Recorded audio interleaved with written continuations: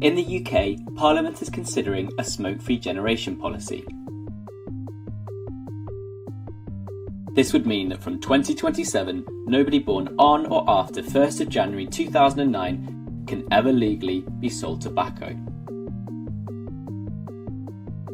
New research studies help us understand what that could mean. The idea is simple. The age limit for tobacco sales keeps sliding forwards every year, so today's children never reach it.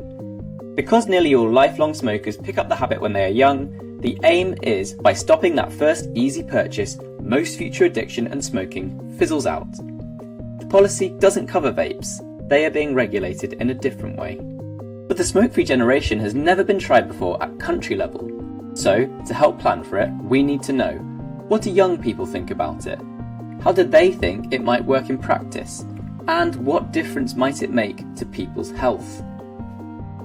Researchers spoke with 13 to 21-year-olds across England to get their views. Most like the idea of creating a smoke-free generation. When people look back into the past, they'll think, wow, these people stopped smoking. A few young people were against the smoke-free generation and thought it wouldn't stop people smoking. And a few were simply not bothered, especially young people who vaped and didn't think they would ever want to try cigarettes. I don't really care, to be honest. They can do what they want.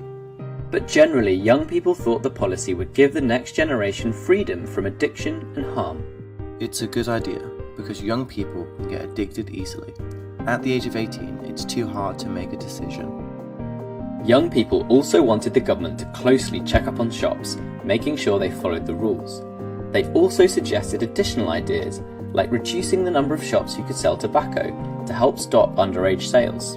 Smoking shops and vaping shops should not be allowed near schools.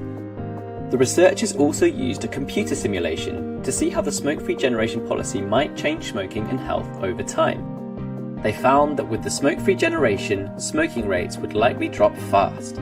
In the simulation, fewer than 1 in 20 people aged 12 to 30 would smoke. Health would also improve. The policy could give the nation about 88,000 extra years of healthy life by 2075 and help narrow the health gap between rich and poor. But extra help is still needed. Without targeted enforcement and campaigns, people in the most deprived area and young men may still be smoking for decades to come.